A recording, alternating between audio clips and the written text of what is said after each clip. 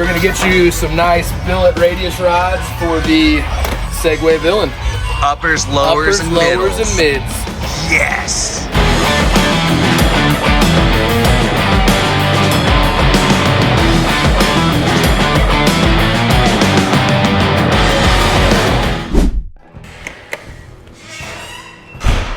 What's going on, everyone? My name's Rick with UTV Source, and if you've landed on our YouTube channel, welcome. If you're here for the first time, we sell UTV parts. We have a saying at UTV Source, life's a ride, make it your own. And that's exactly what we're gonna be doing with the Segway Villain behind me. We have two of these machines, and one of them we've been abusing for over a year now. We've also been handing it out to different manufacturers within the industry to R&D parts on. And we carry all those parts at utvsource.com. I encourage you all to visit the website, check it out, and like, comment, subscribe after this video, and follow us on Instagram at UTV Source, TikTok, Facebook. We have a lot going on, but let's get back to what we're here for. We're gonna build this beast out, right? Now, the machine behind me is not stock. We've already upgraded it with a few parts, so let's just get into that right now before we start in on the next part we're installing. This is the TMW cage. Not all cages are created equal, and when it comes to a factory cage versus an aftermarket cage, the differences are huge, okay? Most factory cages are not DOM, and they are not chromoly. They are a metric tube, and it's very thin. Now, they are rated at a certain mile-per-hour rollover. That's important to note. We, as drivers, do not drive these machines 15, 25 miles an hour all the time. In fact, this machine behind me is capable of some serious speed on hardpack, so we felt it necessary to upgrade the cage right out of the gate. So it's 1.75" main tube. This is your main tube here, and your down bar. Everything in between is laced with 095 or 090. It is DOM tubing, it is MIG welded. This is 1.75" DOM, okay? This is extremely strong, and it is 120 wall, which is like 3 to 4 times thicker than a metric tube on a factory cage. So if we throw this thing on its lid over 30 miles an hour and we take that big tumble, which it happens a lot, we're gonna be okay. So that was the very first upgrade. This cage is available for the 64-inch and the 72-inch Segway Villain. The only difference between the two platforms is the width. So one's gonna be better for narrower trails, and the other one's gonna be better for larger trails, more stability. That was the biggest upgrade we have done to date, and it's been a safety upgrade. It comes with these awesome number plates because when you install this cage, you're gonna lose that hoop on the factory Segway cage. This looks really good, the proportions look right, and again, it's safe, and it's available at utvsource.com. Now, another item that we've already put on this machine are these wheels. This is a set of Vision wheels. They are a beadlock wheel. Now, if you're unfamiliar with beadlocks, basically, it allows you the opportunity to air down to extreme pressures. You can go all the way down to 3 PSI or even more if you need to, and it's a great alternative. Now, the Segway does come with beadlock wheels, and we will be putting those back on during this build, but I have them out right now, and they're getting powder coated. We're doing a color change on those. So we're gonna bring those back because I feel that that might be the right wheel for this particular build. And I should mention that we are building this for Segway. We're gonna hand it back over to them when we're done, and they're gonna have some fun in it too. But not until we have some fun in it also. Now, another thing you're gonna notice already on this machine are the mud flaps. So we hooked up with Andy, the owner of Rock Knocker, who designed and developed this 100% bolt-on mud flap kit. Now, what that does, it does a few things. One, it's going to deflect the debris coming into the trailing arm, protecting your CV boot so you don't get a puncture on your axle and lose all your grease and blow out your CV. The other thing it does is it deflects debris from puncturing tires. It deflects rocks from eating up your trailing arms. This is a 100% bolt-on item. We're probably gonna go back over it again in this series, but I just thought I'd get you all up to speed on where we're at and what we're doing. So we're gonna have some fun, and we're gonna break it down as to why these parts are important and the difference between stock and aftermarket. So keep it locked in, and let's go now. All right, so the very first thing we're gonna be doing is we're gonna disconnect the battery, which I've already done. And I'm only doing that because we're gonna be building this machine from head to toe. So I don't want the battery to be compromised in this build. So we're gonna disconnect it. We're gonna jack this UTV up, and we're gonna set it down after we've removed the wheels and tires and get them out of our way. We're gonna do that and we're gonna be safe doing that, meaning use good jack stands, use some common sense. If you need to, stack the tires underneath the machine if you're worried about how you have it set up. We got our Pro Eagle jack. This is what we use. We offer them on the website at UTV Source, and they're a bitch and jack. Now I went out to Harbor Freight and bought wheel dollies so I can move the machines around. Pretty cool little tool to have in your shop at home. I like nice tools, so we're gonna be using Boxo Tools on this build. So we're gonna kick these out of the way. These are really nice jack stands. They are rated for 3 ton.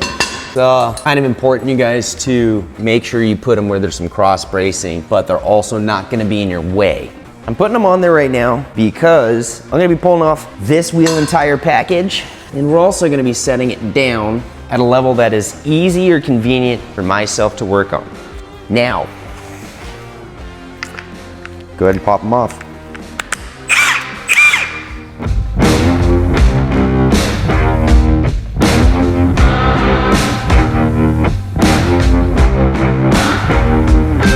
This part you're just gonna wanna do nice and slow. Let it kind of rest on there. And I try to get it down fairly low so it's easy for myself to work on. Now I know most of you know how to do this, you know, taking your wheels and tires off, setting it on jack stands. But let's keep in mind there's a lot of people that don't know how to do this, that are new to this industry, new to this hobby. So we're just gonna help them along. As you can tell, the Segway actually has quite a bit of travel. This is their own shock. They've designed, they've created. It's got a very nice and large reservoir tucked in under the hood up here, which is pretty cool. And that's neat because the additional reservoir allows for more fluid. The more fluid you have in your shock, the cooler your shock usually operates, and that's kind of unique. You know, Segway hasn't been doing this for very long, but they have a lot of really nice parts on the Villain already, and I think it's a great platform. I'm gonna give you a little tip. Get yourself a 5-gallon bucket of soapy water. When you're pulling off old parts and before you go to put on new parts, clean it up a little bit, you know? There's no reason not to. And it's also a nice way to wash your hands. The parts are usually dirty when we take them apart. I also recommend washing your UTV before you start building it out, just so you're not making a mess on the ground that you're gonna be rolling around on, right? It's just nice working on clean things. So the first thing I'm gonna do is I'm gonna pull the shocks off. And what that's gonna allow me to do is spread the trailing arms right here. And that's important because we're gonna be installing brand new radius rods today and a rear radius rod pull plate. We're gonna go over the differences between the factory parts and the aftermarket parts that we sell at utvsource.com and what the value is in the aftermarket part. So taking the shock off makes the job a lot easier. You're not gonna be fighting left to right on stuff. You gotta remember, when you pull the radius rod, everything spreads and opens up. So we've gotta be able to manipulate everything back, left to right, and the shock and the sway bar end links are gonna make it almost impossible to do so. Now I've already gone ahead and loosened up the bolt on this, and when I drop it out, might have to step on it depending on the shock length. Sometimes you can pull up on it. There you go. And that's gonna put all the load now on the axle. And we're fine hanging right there right now. It's not hurting anything. But now the shock's out of the way, I'm gonna go ahead and pull the sway bar end link right here. Now if you can avoid using an open end on a wrench, that's what I would do, just so you don't damage the nut.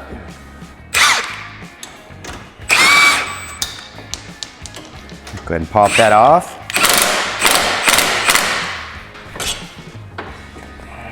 Now I like to put everything back in just so I don't lose it. Just lay that over. Now the Segway uses metric. So we're gonna be using a lot of 17, 18, 19 millimeter on this. Every make and model's just a little bit different. Make sure you're using the right tools. Okay. These are not the same parts, but they're the same part. Now, right out of the gate, you're gonna see This is stamped steel, it's 1/8 inch thick, and there's nothing wrong with it until you start driving aggressively or you're out in the rocks or the trails.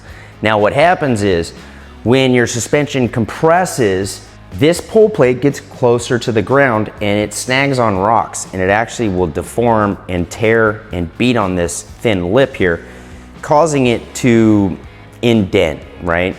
And that creates stress and pressure, which then pulls this in. You're changing the shape. And then what happens is the hole's oblong, okay? When you have tension and you have a cross load going across, right? Everything is pushing in and there's a dent from ripping on something, you're gonna oblong these holes out. So this works until it doesn't work anymore. And we sell this. Now this is billet machined aluminum. It is a softer material, but it is precise, extremely precise versus this. It is extremely thick in comparison to the factory radius rod pull plate. Now when you hit something back here, you have 1/2 inch of thickness versus 1/8 of an inch. This will get damaged, but it's not going to break and it's not going to indent, and odds are it's not going to oblong the holes. This is a really nice piece. It is not very expensive for what it is. You get a nice beauty plate on it, and you still have the bracket that installs back to the muffler. So we're gonna go ahead and put this back on. But before we install the DRT pull plate, we're gonna go ahead and put one more part on while we're back there. Now this is a part that I would install together, okay? So if you're buying a radius rod pull plate, you might wanna look into radius rods. So we're gonna go ahead and grab those radius rods. I know what you're thinking, we're just adding jewelry, but we're not. There's a big difference between the factory radius rods and these aftermarket radius rods from Shock Therapy. Now what I'm gonna do is I'm gonna pull those radius rods off, I'm gonna throw them up here, we're gonna open up one of these boxes and we're gonna go over it before we install them. We're gonna go ahead and loosen this off and get it out of our way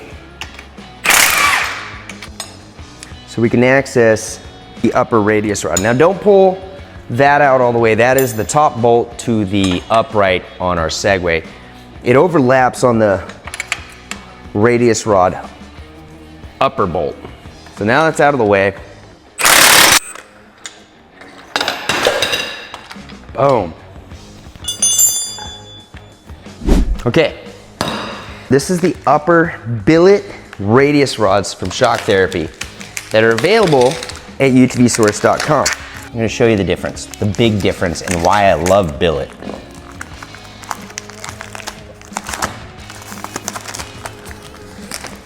Okay, now when you're opening this up, you're gonna wanna be mindful, okay, of the misalignment spacers. That's what this is called, a misalignment spacer. You get these out of the way. They fall out everywhere. You're gonna notice the difference right out of the gate. This is DOM, and I believe it to be, it's probably 095 wall. It doesn't feel heavy enough to be 120 wall. When I say those words 090 or 095 or 120 wall, that's the thickness of the tube.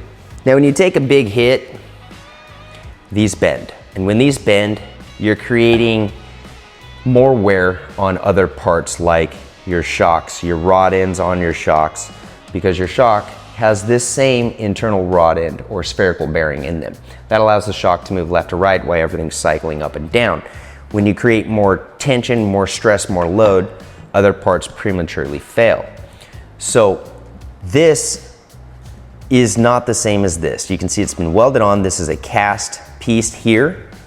And a cast piece, it's strong until it's not strong. It's very thin around the spherical bearing inside, and it probably inserts maybe, I would assume, 1/2 inch in and indexes, and then they throw a weld on it. It's a nice piece for what it is, but it is definitely not this. Now this is billet. Starts out as one big piece of aluminum. It gets thrown into a very expensive machine that works really, really fast and extremely precise. And you get this really nice shape right here, okay? This is made in the USA. It's made by Shock Therapy, and it's a very high-end piece. Now what I love about it is it's adjustable on both ends, meaning we can adjust both ends and change everything on our UTV. Depending on our tire size, you have to do that because when you put on bigger tires, bigger wheels, everything changes, the geometry changes, everything changes. We've added more load to certain parts that weren't designed for big wheels, big tires. So this is extremely strong. I love that it's adjustable, and I'm gonna show you a trick before you install them because you wanna get them set to at least the factory specs. So we're gonna do this one at a time. It's pretty simple. I basically just grab the hardware, I stab it back in here, and I adjust this evenly on both sides until it fits on, and then I lock it up. All right, we got our hardware, and what I do is I take the factory one, I reinstall the hardware, vertical now. So I take my shock therapy one, and I like to try to line up the logo on stuff. We're gonna slide our misalignments back in. The misalignment is exactly what the name implies. It's offsetting it far enough away. You can see how they come factory, they're not adjusted. So we're gonna slowly spin this out evenly on both sides. So I'm gonna go ahead and roll that out 2 turns. And to see where I'm at, pretty close. Let me go ahead and spin this one out. We're gonna see where we're at. Well, the goal is to just have it slide over it all. Now I'm struggling right now because I'm putting stainless into stainless, and we're gonna take care of that. We're really close right now. We wanna make sure the hardware is straight, which it is. We're gonna take our misalignment, make sure it slides in, which it does. And that's how you set it up before you reinstall it. So you can go a step further and go ahead and set the jam nut. Now see, I don't have that exactly the way I wanted it. It's at an angle. We're gonna roll with that and see what it looks like. Just get them tight enough. We're gonna pop that off. And before we reinstall these parts, we're gonna go over another trick. We're gonna use anti-seize on practically everything throughout this build. Some components really need it and some don't. You'll have to determine which ones you want to address and which ones you don't want to address. Now, we ride in the desert. We don't see a lot of mud. If you're in a lot of mud and a lot of water, I highly recommend anti-seize, and I would go with the copper formula. It doesn't stain as much as the silver formula does, but if that's all you have, go ahead and use it. What we're gonna do is, if you notice, these misalignments were falling out. We're gonna put some anti-seize right here, okay? Just on the edge. And what that does is, one, it lubricates it, so if we have to service this radius rod, because you can replace the joints, which is really cool. You can't replace the factory ones. You can, but do you really want to? This locks it in there, so they don't fall out as much. And it gives it that waterproofing. Like I said, we don't run in a lot of mud, but we do wash our cars quite a bit. And just washing your machine and not drying it off or taking it around the block, water's captured in a lot of these parts, and that wears out your parts, believe it or not, with rust and corrosion. If you're starting to hear creaks and cracks in your machine, use some anti-seize. So that's all we're gonna do to all of these misalignment spacers, and then we're gonna take it a step further when we go to reinstall all this. We're gonna put it on all the shoulders that slide through all the misalignments. So all the hardware is going to get it. Now you see, now that I have anti-seize on there, they're not falling off. And we're waterproofing it, and we're making it easy to service. So what we're gonna do then is, this is the hardware that came out of the machine. You can see the shoulder slides through here. Water collects there, dirt collects there, debris collects there, believe it or not. So we're gonna take this, you don't need a lot. You're just gonna put it on the shoulder, okay? Some of you don't know what the shoulder of a bolt is. This is the shoulder of a bolt right here, okay? We're just adding anti-seize right there. So when we slide this in, next time we go to remove it, if we have to get into something, it's gonna slide out really easy. Now, the longer you own your machine, the harder it is to tear things apart, and that's just because things aren't lubed. Preventative maintenance. This is ready to go. We're gonna go ahead and set up the rest of these.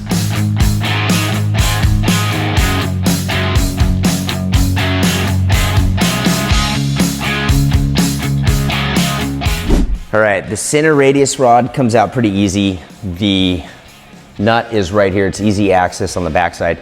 But on the bottom, we have to do exactly what we did on the top. Is you're gonna have to loosen everything up and take the nut off the upright and slide the hardware back. Leave it on though, because you don't want this thing flopping over.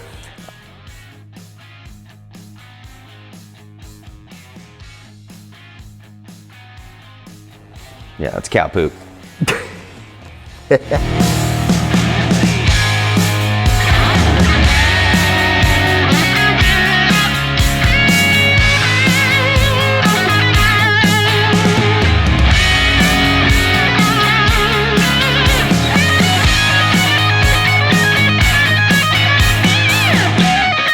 All right, there's our old radius rods. There's our brand new radius rods we're gonna be installing right now. And these are the tools you're gonna need.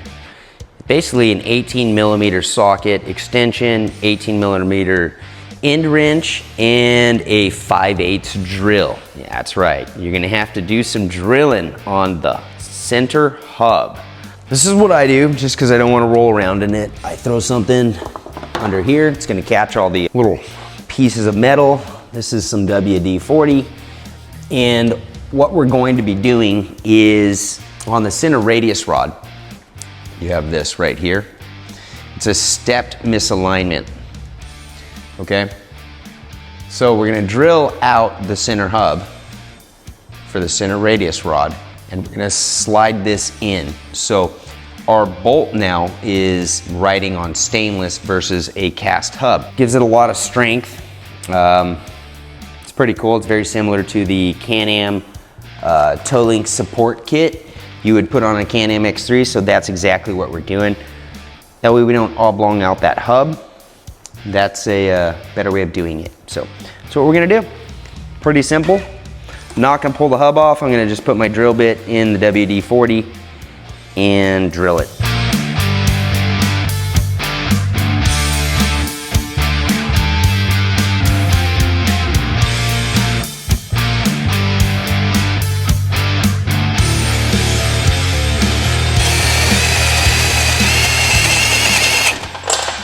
There, it did, it just bit. So now we're gonna back it out. Kind of want to go in there with a little momentum, not a lot of pressure. And I know this sounds stupid to some of you, but when you catch the back of it and you're about to bite through, sometimes you just have to spin it backwards a tad. It doesn't hurt your bit, but it's because you're catching, just like that. There we go, now we're through. All right, now that we've drilled that out for our center radius rod to 5/8, we're gonna go ahead and insert the misalignment spacer on it. Slide that in there just like that. So now we're a lot stronger too. And what I was getting at is now the bolt isn't riding on the cast, it's riding in the stainless. The stainless is up against the cast piece, and that gives us back strength. What we're gonna do is take our center one, and you see how that just slides in the misalignment again? And there you go. So we'll get this one on, and then we'll do the lower and the upper. That should slide right in, which it does. These are Nylock with a steel locker on them, and I'm not gonna be running any Loctite on this. This is the first time it's been removed. They're in great shape, so we're just gonna do that finger tight. Perfect. So we got the center one on. I'm gonna go ahead and put the lower one on now. Now this one can be a little tricky. Oh, look what I did. Right out of the gate, I installed this upside down. And that's gonna happen, guys. It's not a big deal. It's only a big deal once everything's done. So we're just gonna take it back off. No big deal. You don't have to do what I just did. I only did it for the marking on shock therapy. I like to see that stuff. Now, once this one goes on, we're gonna do the bottom one and the upper one. Now remember, we loosened the hardware off the hub here, so we have access in here to get our wrench in there. And that is the order of operations. You have to loosen those off to make room to get your wrench in there. So that's finger tight. This is why I love having a bucket of water around. I just wipe as I go, letters up. This one just slides in, Boom, look at that. Grab your hardware again, same thing. Now sometimes you have to use your drill to run them in. Sometimes we get lucky like we did just there. Now I gotta back the bolt out a little bit and see if I can do this from back here. This isn't difficult by any means, it's just you're working in a tight little space here. So once you get it to catch, you just spin the back of the bolt onto the nut. All right, we're gonna do the upper. Same thing. Now I like to put everything on first before I tighten anything. So we're just gonna let those be loose. And we're gonna go ahead and put on the pull plate now. Like I said before, this part can be difficult because you have limited access back here. And everything's gonna be just kinda out of shape for a little bit, and it is what it is. So I'm gonna start with the easiest one, which is up top. Now this is where having that second person's really nice. That's kind of how I do it. The reason I hang that one up first is I have better access on this side for that one, and it kind of gets me going. I'm working alone, so I only have 2 hands to control everything. You just want to get them started, don't tighten anything up. What I am going to do is use one of these bolts to just help center that up there and kind of keep things lined up. I do have this. Persuade it just a little bit.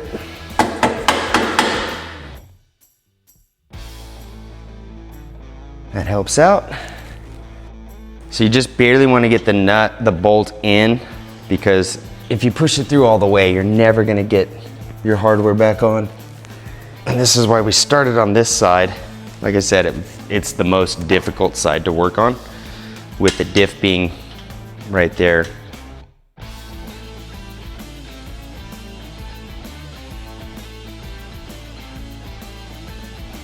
The bottom one is a little easier because you have access underneath here. So that makes that nice. We do the same thing.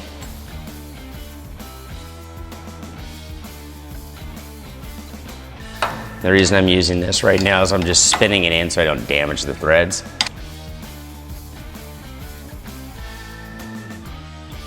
That's it.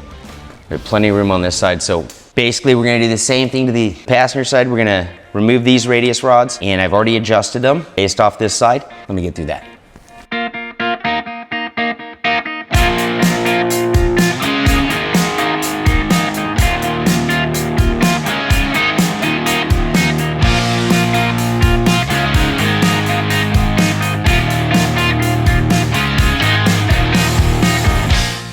So what we're gonna do now is, you can see I got the top one in. Well, I started with the middle, then I got the top one in, and now I'm gonna put the lower one in.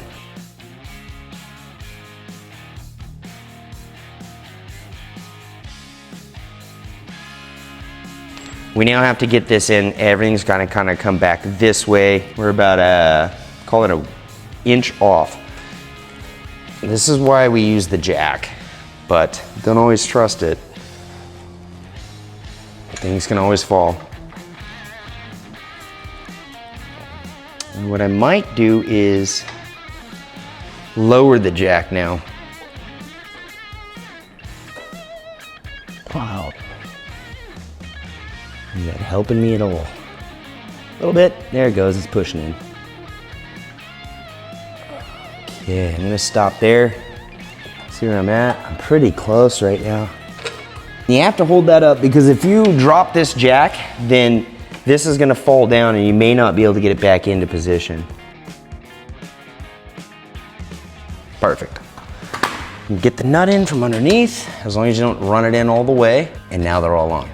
Next step, tighten it down. So we're gonna tighten down radius rods from the trailing arm first, and then we're gonna tighten up the upper hub bolt back on and back on the lower, and then work our way all the way across.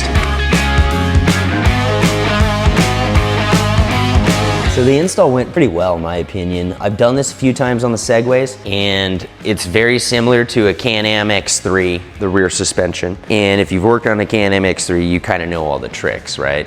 So before we put it back down on the ground, I'm gonna do another install. And we had the sway bar end links halfway off, let's replace them right now. We're gonna go ahead and replace them with the Shock Therapy rear and front sway bar end links. Now, the big difference between the two is it's quite noticeable. This is a 1/4 inch, maybe solid stock, and very easy to bend. It's got like a fuse weld on it, it's very small. The sway bar end link sees a lot of load left to right? The job of a sway bar is to control sway. So when you hit, let's say, hit a bump on the driver's side and the rear suspension compresses, you would think that the left side of the suspension is drooping out. Well, it's not, because the sway bar is controlling these both. So everything is kind of fighting everything to keep you in control. It sounds really weird, but that's kind of how it works. There's a lot of load and a lot of leverage being seen into this part. So this is a 1/4 inch. This is, I think this is 1 3/8. Burn 2 inches, 1 3/8. So the material is billet aluminum again, but we have 1 inch and 1/8 more material than this. Plus we're running a rod end. So this is an FK rod end. It is adjustable. I'm gonna recommend that you do not adjust a sway bar end link ever. You don't need to. In this scenario for the Segway, this is the recommended length, all the way in and locked. So that's what we're gonna do. It's a great piece. It's gonna ensure that we don't have to ever worry about it again. But before we install it, we're gonna do the exact same thing we did on the radius rods. And we're gonna add some anti-seize onto the misalignment spacers and onto the shoulders of the bolts. This is a pretty cut and dry install. It goes on with 2 bolts, and I recommend that you do not attach the sway bar to the end link at the top until we get the shocks back on. It makes it much easier to put your shocks on first. And we do not want to tension load the sway bar when doing so. So let's just get into it. The install is pretty easy on this. Like I said before, I'll lay them over and not install them to the sway bar, but the trailing arm first, both sides. Now you can do it this way. You can see your sway bar is freed up right now, but I like to install the shock first and then put the sway bars on. You can kind of see how the shoulder of the bolt looks right there. A little bit of corrosion starting on it. These bolts, and all bolts, I should say, aren't shouldered correctly, so sometimes the tab is actually riding on the threads, which isn't the best way to do it, but everyone does it that way. So I'm gonna say this, on the Segway, you're gonna have to step on this and put some weight into it to get the shock down into the pocket. So I'm a little dude, I don't weigh much, so I actually need to set that down and put all of my body on it. There we go. The screwdriver. I have to step on it again.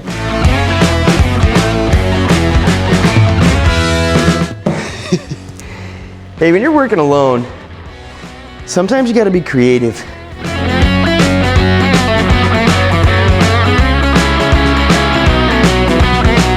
The sway bar is just in there. It's not loaded. It's not under tension right now because our shocks are in there. But if we were to put the sway bar end links on first, now we're gonna be fighting the trailing arm trying to get the shocks in. So that's why I recommend doing it that way. Now I can manipulate everything and it's gonna go on real easy.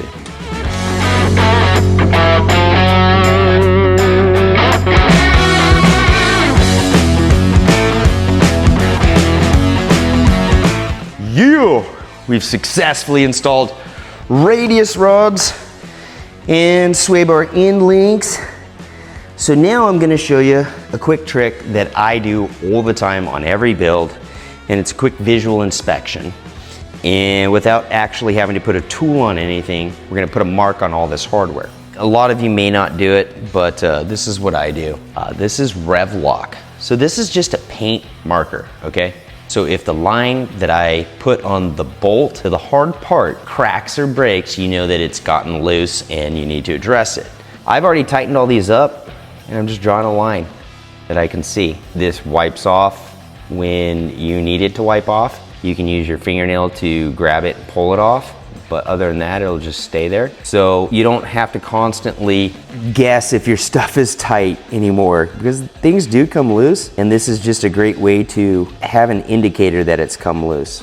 All right, so I already removed the front sway bar end links, and you're gonna need a 15mm wrench and an 18 to get them out. It's gonna take small turns, just take your time. Now, the new hardware is all 3/4, and you're also going to need a 10 on a hex. So, I like to put these in a certain way with all the logos out if you can. Now, you're gonna notice right here, the misalignment is not stepped, it's flat. This is the side of the bolt that you're gonna wanna use. And on the top, you're gonna be using the Allen head. That's what came in my hardware. It may not be the same. They may give you a 3/4. We're gonna slide that in there and get this around the brake line. There we go. Now I'm gonna strongly recommend, you do not change your sway bar end links on the ground. Again, it's loaded with tension. So jack the machine up, take the wheels off, it's gonna give you more room to get in there, and then assemble it. Again, I have seen people lose some fingers by trying to do it on the ground and take it off, and that's not what you wanna do. So I'm gonna slide that under now, there we go. And that's pretty much it. As far as reinstalling them, you're gonna tighten them down and tighten the jam nut. Once installed, I've got it preset basically. There we go. Slide the spring over some more. So you can grab the spring and just kind of pull it forward. Remember where it droops so it's laxed. And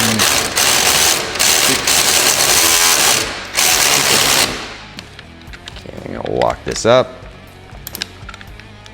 There we go.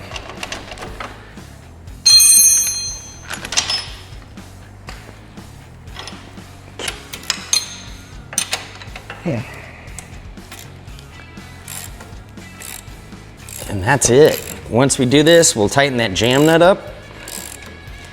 And now you have some nice fancy front sway bar end links and nice rod ends on there, nice hardware. It's gonna take the abuse that you're gonna throw at it.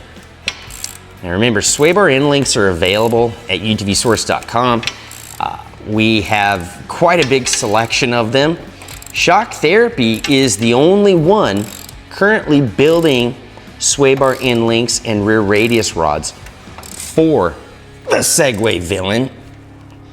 But I do expect that to change in the future. There'll be more companies offering more parts for this Segway as it becomes more and more popular. Now you're gonna notice it's gonna pull the rod end over to lock up. There, let it fold over like that. I'll show you why.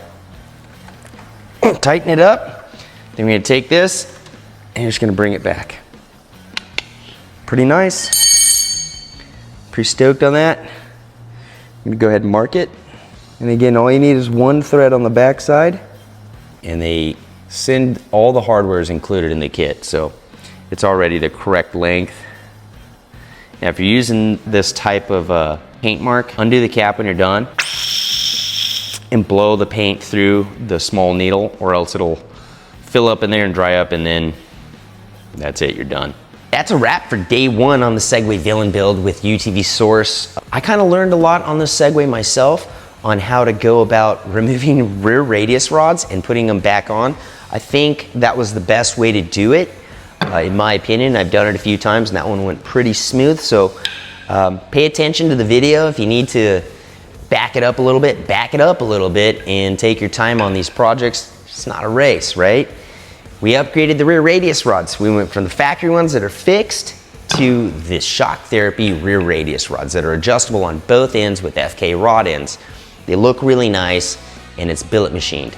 You know, and for the price, it's a good deal. And we showed you how to maintenance those and what to do with anti-seize and why it's important. We also replaced the rear radius rod pull plate. This is 1/8 inch, it's stamped steel, and when it gets caught up on rocks or dirt, it bends, and it doesn't bend back, right? When it does that, you're putting the load into the chassis holes and you're gonna oblong them. So if you have a rear radius rod pull plate that is jacked up, hop on the website at utvsource.com.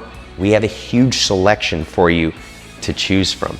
We went with the DRT Motorsports rear radius rod pull plate. It's billet, it's machined, it's badass, and it fit like a glove, and I do believe it's the only one available as of right now for the Segway Villain. Last but not least, sway bar end links. These little parts, these little pencils, they're like that on every UTV. A lot of load is transferred through this, right? We upgraded them to the shock therapy front and rear sway bar end links. Again, they're adjustable with FK rod ends. They look amazing. We went from 1/4 inch with a fuse weld to billet machined 1 3/8 thick. It'll do the job. So I'd like to take this time to encourage you guys to hop on the website at utvsource.com. Sign up for the VIP so you'll get text alerts of when the big deals hit. So we're gonna try and do this every week, drop a Segway Villain build episode. This is day 1. I've got a lot of parts. You got some sneak peeks around the shop of what's happening, and we're gonna make it happen on this Villain. So keep it locked in, guys. Remember to like, comment, subscribe, and we'll see you on the next one. Remember, guys, life's a ride. Make it your own.